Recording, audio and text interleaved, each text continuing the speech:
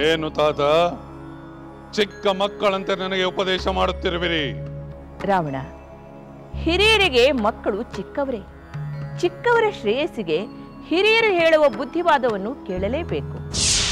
ಓ ಹಾಗೇನು? ಹೇಳಿ ತಾತ, ನಿಮಗೆ ಸಮಾಧಾನವಾಗುವುದಾದರೆ ನಿಮ್ಮ ಉಪದೇಶವನ್ನು ಕೇಳುತ್ತೇನೆ. ಹೇಳಿ. ರಾವಣ, ಯಾವ ರಾಜನ ಬಲ ಶತ್ರುಗಳ ಬಲಕ್ಕಿಂತ ಕಡಿಮೆಯಾಗಿರುವುದೋ ಅಥವಾ ಶತ್ರು ಬಲಕ್ಕೆ ಸಮನಾಗಿರುವುದೋ ಅಂಥ ರಾಜ ಶತ್ರುಗಳೊಡನೆ ಸಂಧಿ ಮಾಡಿಕೊಳ್ಳಬೇಕು. ತನಗೆ ಸಮಾನನಾದ ಅಥವಾ ತನಗಿಂತ ಅಧಿಕನಾದ ಶತ್ರುವನ್ನು ಯಾವ ಕಾರಣಕ್ಕೂ ಅಪಮಾನಿಸಬಾರದು. ತಾತ, ನಾನು ಸರಿಯಾದ ದಾರಿಯಲ್ಲಿ ಇದ್ದೇನೆಂದೇ ಅರ್ಥ. ಅಂದರೆ ಗೂಢಚಾರರಿಂದ ಶತ್ರುವಿನ ಬಲಾಬಲಗಳನ್ನು ತಿಳಿದ ನಂತರವೇ ಯುದ್ಧಕ್ಕೆ ಸಿದ್ಧತೆ ಮಾಡಿಕೊಳ್ಳುತ್ತಿದ್ದೇನೆ. ರಾವಣ, ರಾಮನ ಬಲ ಎಷ್ಟೆಂದು ತಿಳಿದ ಮೇಲೂ ಯುದ್ಧದ ಯೋಚನೆ ಮಾಡುವುದು ವಿವೇಕವೇ? ರಾಮನ ಬಂಟನಾದ ಹನುಮಂತ ಏಕಾಂಗಿಯಾಗಿ ಬಂದು ಲಂಕಾದಹನವನ್ನೇ ಮಾಡಿ ಹೋದ. ವಾಲಿಯ ಬಲ ಏನೆಂಬುದು ನಿನಗೆ ಗೊತ್ತೇ ಇದೆ. ವಾಲಿಯ ತಮ್ಮನಾದ ಸುಗ್ರೀವ ಈಗ ರಾಮನ ಮಿತ್ರನಾಗಿದ್ದಾನೆ. ಜೊತೆಗೆ ಅಪಾರವಾದ ವಾನರ ಸೇನೆ ಇದೆ. ಅಂದ ಮೇಲೆ ಅವರ ವಿರುದ್ಧ ನೀನು ಯುದ್ಧ ಮಾಡುವೆ ಎಂದು ಹೇಳುತ್ತಿರುವಿಯಲ್ಲ, ನಿನಗೆ ನಾನೇನು ಹೇಳಬೇಕು? ಕೈಕೇಸಿಯ ಮಾತು ಸತ್ಯ ಲಂಕೇಶ್ವರ. ಸಂದಿಗ್ಧವಾದ ಈ ಸಮಯದಲ್ಲಿ ಸಂಧಿ ಮಾಡಿಕೊಳ್ಳುವುದೇ ವಿವೇಕ. ಯಾರ ಸಲುವಾಗಿ ಇಂಥ ಪರಿಸ್ಥಿತಿ ಉದ್ಭವಿಸಿದೆಯೋ ಆ ಸೀತೆಯನ್ನು ರಾಮನಿಗೆ ಒಪ್ಪಿಸಿಬಿಡು. ಹೌದು ಮಗನೇ, ದೇವತೆಗಳು ಋಷಿಗಳ ಆದಿಯಾಗಿ ಸರ್ವರು ರಾಮನ ಜಯವನ್ನೇ ಬಯಸುತ್ತಾರೆ. ಎಲ್ಲರ ಸಹಾನುಭೂತಿಯೂ ಅವರ ಪರವಾಗಿಯೇ ಇದೆ. ಅಂಥ ರಾಮನ ಜೊತೆ ವಿರೋಧ ಕಟ್ಟಿಕೊಳ್ಳುವುದು ವಿನಾಶಕಾರಿ. ಅದಕ್ಕಾಗಿ ಸಂಧಿ ಮಾಡಿಕೊ.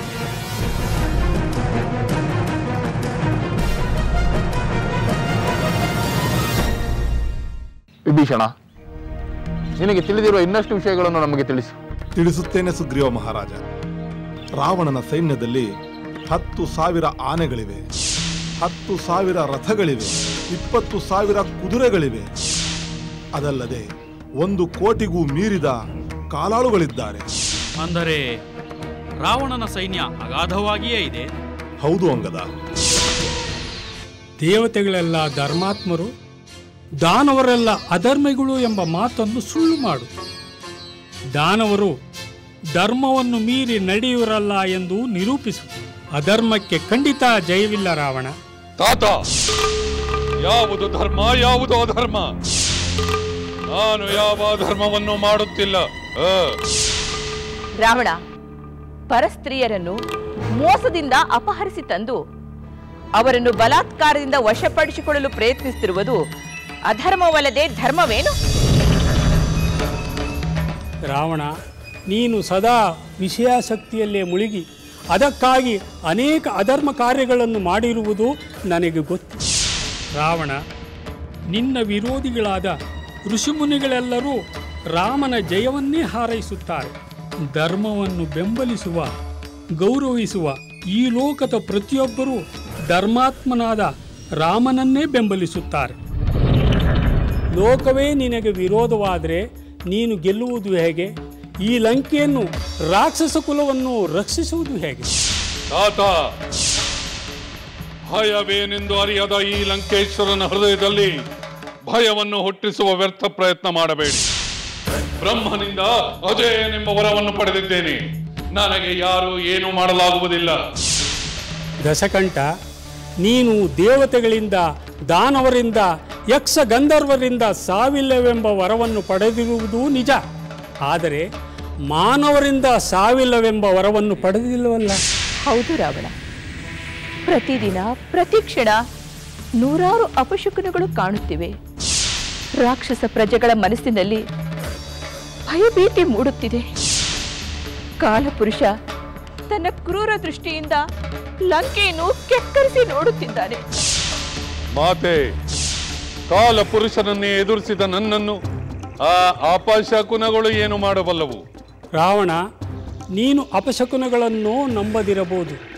ಆದರೆ ಭಗವಂತನಾದ ಮಹಾವಿಷ್ಣುವೇ ರಾಮನಾಗಿ ಅವತರಿಸಿದ್ದಾನೆಂದು ಹಲವರು ಹೇಳುವ ಮಾತನ್ನು ನಾನು ನಂಬುತ್ತೇನೆ. ಮಹಾಪರಾಕ್ರಮಿಯಾದ ರಾಮ ಸಾಮಾನ್ಯ ಮನುಷ್ಯನಲ್ಲ. ಮಾನವನಾಗಲಿ ಅಸಾಮಾನ್ಯ ವಿಷ್ಣುವಾಗಲಿ ನನಗೆಲ್ಲ ಒಂದೇ. ಮಾನವ ಶತ್ರುವಾದ ಆ ವಿಷ್ಣುವನ್ನು ಮಟ್ಟ ಹಾಕುವುದೇ ನನ್ನ ಕರ್ತವ್ಯವೆಂದು ಭಾವಿಸುತ್ತೇನೆ. ಅವರೆಲ್ಲ ಮಹಾಶೂರರು, ವೀರರು. ಅದಲ್ಲದೆ ಅವರೆಲ್ಲ ರಾವಣನ ಪರಮಾಪ್ತರು. ಪ್ರತಿಯೊಬ್ಬ ರಾಕ್ಷಸ ನಾಯಕನ ಸೈನ್ಯದಲ್ಲಿ 10 ಲಕ್ಷ ರಾಕ್ಷಸ ವೀರರಿದ್ದಾರೆ. ಶ್ರೀರಾಮ, ನಾನು ವಾಸ್ತವವನ್ನು ಹೇಳುತ್ತಿದ್ದೇನೆ.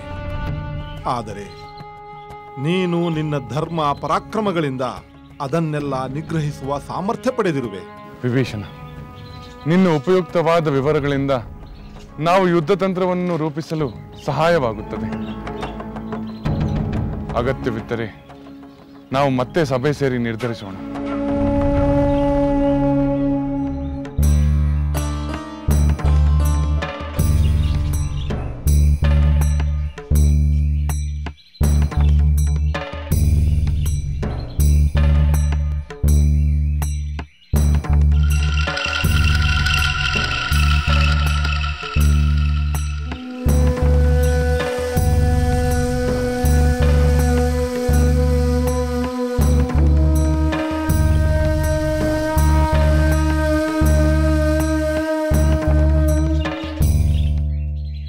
ಅಷ್ಟು ಹಗುರವಾಗಿ ಮಾತನಾಡಬೇಡ ರಾವಣ. ಸಮುದ್ರಕ್ಕೆ ಸೇತುವೆ ಕಟ್ಟಿರುವುದು ಸಾಮಾನ್ಯ ಕಾರ್ಯವೇ. ಎಚ್ಚೆತ್ತಿಕೋ. ತಾತ, ಸಾಕು ಮಾಡಿ. ವೈರಿಗಳ ಪರವಹಿಸಿ ನನಗೆ ಬುದ್ಧಿ ಹೇಳುವ ನೆಪದಲ್ಲಿ ನನಗೆ ಅಹಿತಕರವಾದ ಕಠಿಣವಾದ ಮಾತುಗಳನ್ನಾಡಬೇಡಿ. ರಾವಣ, ತಾಳ್ಮೆ ಕಳೆದುಕೊಳ್ಳದೆ ನಮ್ಮ ಮಾತುಗಳನ್ನು ಕೇಳು. ರಾಮನ ಜೊತೆ ವೈರ ಬೇಡ. ಮಾತೆ, ರಾಮ ರಾಮ ರಾಮ.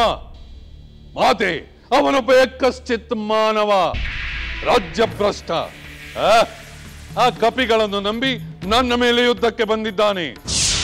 ಅವನ ಪರಾಕ್ರಮವನ್ನು ಹೊಗಳುತ್ತಾ ನನ್ನನ್ನು ಅಸಮರ್ಥನೆಂದು ಭಾವಿಸಬೇಡಿ. ಹಾಗಾದರೆ ನೀನು ಮಹಾಸಮರ್ಥನೋ? ಹೌದು, ನಾನು ರಾಕ್ಷಸರ ರಾಜ, ದೇವತೆಗಳಿಗೆ ತಳ್ಳನ ಉಂಟು ಮಾಡಿದ ವೀರ, ಬಲ ಪರಾಕ್ರಮಗಳಿಂದ ಸಂಪನ್ನ. ಅಪರಿಮಿತ ತೇಜಸ್ವಿಯಾದ ನನ್ನನ್ನು ಆ ರಾಮನಿಗೆ ಹೋಲಿಸಿ ಕೀಳಾಗಿ ಕಾಣುತ್ತಿರುವರಲ್ಲ. ಅದಕ್ಕೆ ಕಾರಣ ನೀನು ಅಧರ್ಮವನ್ನು ಅನುಸರಿಸುತ್ತಿರುವುದು. ತಾತ, ನೀವು ಶತ್ರು ಪರವಾಗಿ ಸೇರಿಕೊಂಡು ಉದ್ದೇಶಪೂರ್ವಕವಾಗಿಯೇ ಹೀಗೆ ಮಾತನಾಡುತ್ತಿರುವಿರಿ. ಅದೇ ಕಾರಣಕ್ಕಾಗಿ ನನ್ನ ಯುದ್ಧೋತ್ಸಾಹಕ್ಕೆ ಭಂಗ ತರಲು ಪ್ರಯತ್ನಿಸುತ್ತಿರುವಿರಿ. ಅಯ್ಯೋ ಅವಿವೇಕಿ, ನೀನು ನನ್ನ ಮೊಮ್ಮಗನೆಂಬ ಕಾರಣದಿಂದ ನಿನ್ನ ಹಿತದೃಷ್ಟಿಯಿಂದ ಹೇಳುವ ಮಾತುಗಳಿಗೆ ವಿಪರೀತಾರ್ಥ ಕಲ್ಪಿಸಬೇಡ. ಹೌದು ಕಂದ, ನೀನು ಸುರಕ್ಷಿತನಾಗಿರಬೇಕು, ಈ ಲಂಕೆ ಸುರಕ್ಷಿತವಾಗಿರಬೇಕು ಎನ್ನುವ ಆಸೆಯಿಂದ ನಾನು, ಮಂಡೋದರಿ, ನಿಮ್ಮ ತಾತ ಈ ಯುದ್ಧ ಬೇಡವೆಂದು ಹೇಳುತ್ತಿರುವುದು. ಸೀತೆಯನ್ನು ರಾಮನಿಗೆ ಒಪ್ಪಿಸಿಬಿಡು ಎಂದು ಒತ್ತಾಯ ಮಾಡುತ್ತಿರುವುದು. ಸಾಧ್ಯವಿಲ್ಲ, ಅದೆಂದಿಗೂ ಸಾಧ್ಯವಿಲ್ಲ. ಅಷ್ಟು ಕಷ್ಟಪಟ್ಟು ಅಷ್ಟು ಆಸೆಯಿಂದ ತಂದಿರುವ ಸೀತೆಯನ್ನು ಹೇಳಿಯಂತೆ ರಾಮನಿಗೆ ಒಪ್ಪಿಸುವುದೇ? ಅದೆಂದಿಗೂ ಸಾಧ್ಯವಿಲ್ಲ. ನಾನು ಆ ರಾಮನಿಗಾಗಲಿ ಆ ವಾನರನಿಗಾಗಲಿ ಹೆದರುವುದಿಲ್ಲ. ನೋಡುತ್ತೀರಿ, ಇನ್ನು ಕೆಲವೇ ದಿನಗಳಲ್ಲಿ ಲಕ್ಷ್ಮಣ ಸಹಿತ ರಾಮನು ಹತನಾಗಿ ಬಿದ್ದಿರುವುದನ್ನು ನೀವೇ ನೋಡುತ್ತೀರಿ. ದೇವತೆಗಳೊಡನೆ ದ್ವಂದ್ವ ಯುದ್ಧಕ್ಕೆ ಹೆದರದ ನಾನು ಆ ನರಮಾನವನೊಡನೆ ಯುದ್ಧ ಮಾಡಲು ಹೆದರುವುದೇ? ನಿಂತಲ್ಲಿಯೇ ನನ್ನ ದೇಹ ಇಬ್ಬಾಗವಾದರೂ ಸರಿ, ನಾನು ಯಾರಿಗೂ ತಲೆಬಾಗುವುದಿಲ್ಲ. ಯಾವ ಕಾರಣಕ್ಕೂ ನನ್ನ ಹಠವನ್ನು ಬಿಡುವುದಿಲ್ಲ. ಕಂದ, ಬೇಡ ಕಂದ, ಈ ಹಠ ಒಳ್ಳೆಯದಲ್ಲ. ರಾಮನ ಪರಾಕ್ರಮ ಕಡಿಮೆ ಇದೆ ಎಂದು ಭಾವಿಸಿ ಆಪತ್ತಿಗೆ ಕೊರಳೊಡ್ಡಬೇಡ. ಸಾಕು ಈಗ ನನ್ನ ಪ್ರತಿಜ್ಞೆಯನ್ನು ಕೇಳಿ.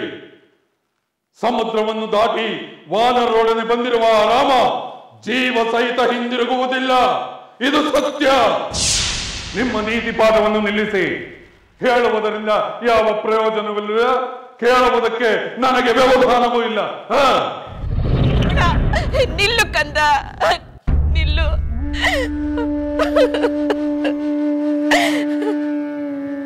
ತಂದೆಯೇ, ಎಲ್ಲರ ಮಾತುಗಳು ವ್ಯರ್ಥವಾದವು.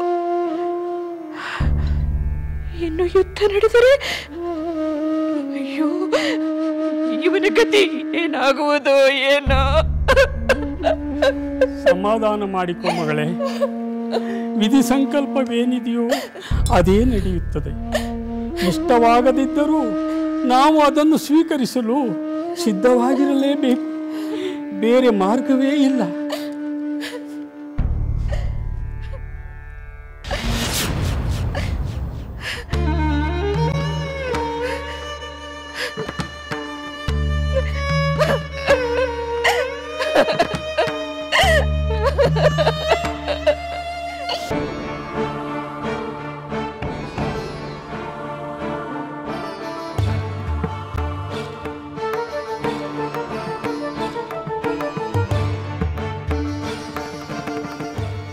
ಪ್ರಭು, ಏನು? ನೀವು ನನ್ನ ಮೇಲೆ ಕೃಪೆ ತೋರಬೇಕು. ರಾಮನೊಡನೆ ಯುದ್ಧವನ್ನು ಬಿಡಿ, ಸೀತೆಯನ್ನು ರಾಮನಿಗೆ ಒಪ್ಪಿಸಿ ಈ 2 ಕೃಪೆಗಳನ್ನು ಬಿಟ್ಟು ಬೇರೆ ಏನನ್ನಾದರೂ ಕೇಳು. ಹಾಗೆ ಕೇಳುವುದರಿಂದ ಯಾವ ಪ್ರಯೋಜನವೂ ಇಲ್ಲವೆಂದು ನನಗೆ ಅರ್ಥವಾಗಿದೆ ಪ್ರಭು. ಆ ವಿಚಾರವನ್ನು ನಾನು ಮಾತನಾಡುವುದಿಲ್ಲ. ಮತ್ತೆ ಬೇರೆ ಯಾವ ಕೋರಿಕೆಯನ್ನು ಹೊತ್ತು ತಂದಿರುವೆ? ನೀವು ನನ್ನೊಂದಿಗೆ ಶಿವಮಂದಿರಕ್ಕೆ ಬರಬೇಕು. ಈಗ ಬಂದಿರುವ ಆಪತ್ತಿನಿಂದ ಪಾರು ಮಾಡುವಂತೆ ನಾವು ಶಿವನಲ್ಲಿ ಪ್ರಾರ್ಥಿಸೋಣ. ಮಂಡೋದರಿ, ಮಂಡೋದರಿ, ಎಂತ ಹುಚ್ಚಿ ನೀನು! ಶತ್ರುವು ಆಕ್ರಮಣಕ್ಕೆ ಸೈನ್ಯ ಸಮೇತ ಬಂದು ನಿಂತಿರುವಾಗ ನಾನು ಹೇಳಿಯಂತೆ ನಿನ್ನ ಜೊತೆ ಪೂಜಾ ಮಂದಿರದಲ್ಲಿ ಪೂಜೆ ಮಾಡಲೆ? ಹಾಗೆನ್ನಬೇಡಿ ಪ್ರಭು. ಶಿವನ ಅನುಗ್ರಹದಿಂದ ಈಗ ಬಂದಿರುವ ಆಪತ್ತು ತಪ್ಪಬೇಕು. ಮಂಡೋದರಿ, ವೀರ ಪತ್ನಿಯಂತೆ ಉತ್ತೇಜನ ನೀಡುವುದನ್ನು ಬಿಟ್ಟು ಹೇಳಿಯಂತೆ ಬಡಬಡಿಸಿ ನನ್ನ ಕೀರ್ತಿಗೆ ಕಳಂಕ ತರಬೇಡ. ಕೈಲಾಸ ಪರ್ವತಕ್ಕೆ ಹೋಗಿ ಶಿವನನ್ನು ಒಲಿಸಿಕೊಂಡವನು ನಾನು. ತಪಸ್ಸು ಮಾಡಿ ಪರಮೇಶ್ವರನ ಅನುಗ್ರಹ ಪಡೆದವನು ನಾನು. ಅಂದರೆ ಈಗ ಪ್ರಾರ್ಥಿಸುವುದು ತಪ್ಪೇನು? ತಪ್ಪೇನೂ ಇಲ್ಲ. ಆದರೆ ಪರಶಿವನ ಪ್ರಾರ್ಥನೆಯಿಂದ ರಾಮನ ಮೇಲಿನ ಯುದ್ಧ, ಸೀತೆಯ ವಶ ಇವೆರಡೂ ತಪ್ಪುವುದಿಲ್ಲ. ಅದೇ ನನ್ನ ಧ್ಯೇಯ, ಅದೇ ನನ್ನ ಗುರಿ. ನೀನಿನ್ನು ಹೊರಡು. ದಯವಿಟ್ಟು ನನ್ನ ಮಾತು ಕೇಳಿ ಪ್ರಭು. ಮಂಡೋದರಿ, ನೀನಲ್ಲ, ಆ ಪರಶಿವನೇ ಬಂದರು ನಾನು ನನ್ನ ನಿರ್ಧಾರವನ್ನು ಬದಲಿಸುವುದಿಲ್ಲ. ನಾನು ಈ ವಿಷಯದಲ್ಲಿ ಯಾರ ಮಾತನ್ನು ಕೇಳುವುದಿಲ್ಲ. ನೀನಿನ್ನು ಹೊರಡಬಹುದು ಪ್ರಭು.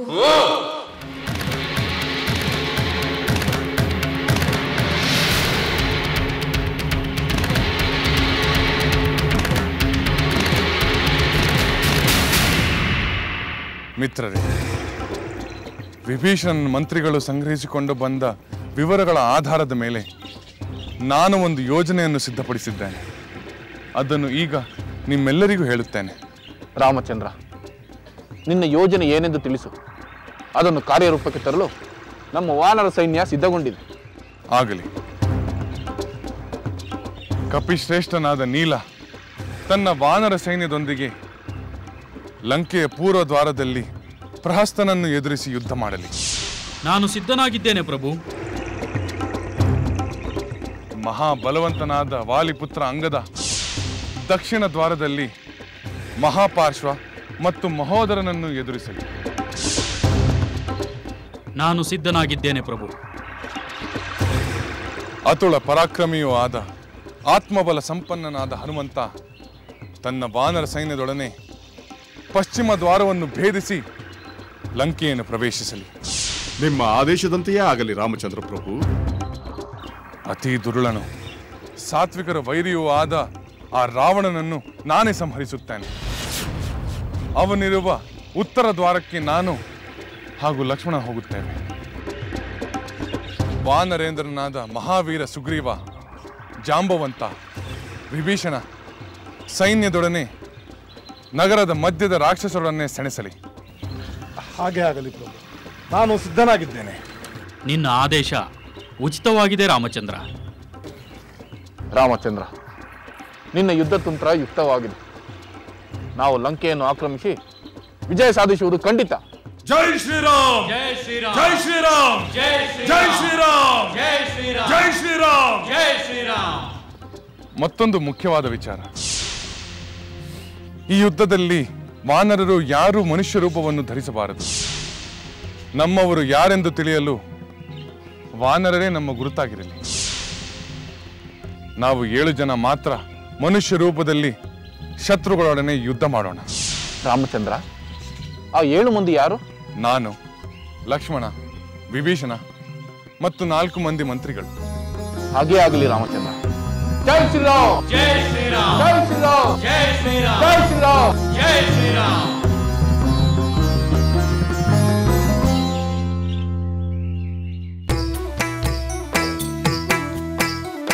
ಲಂಕೆಯಲ್ಲಿನ ದುರುಳ ದರ್ಪವು ಸೀತೆ ಸಹನೆಗೆ ಸೋತಿತು. ಅಂಕೆ ಇರದ ಅಸುರ ಕುಲವು ರಾಮ ಬಾಣಕ್ಕೆ ಅಡಗಿತು. ದೂರವಿರಲಿ ಸನಿಹವಿರಲಿ ರಾಮ ಹೃದಯ ನಿವಾಸಿನಿ. ಯುಗವು ಯುಗವು ಸಾಗಲಿ ಅಕಳಂಕ ಪ್ರೇಮ ಪ್ರಬೋಧಿನಿ. ಅಮರ ಗಾಧೆ ಧರಣಿ ಜಾತೆ ಸಾಧ್ವೆ ಸೀತೆ ಸುಚರಿತೆ. ಸಹನ ಶಕ್ತಿ ಪತಿಯ ಭಕ್ತಿ ಲೋಕಮಾನ್ಯ ವಂದಿತೆ.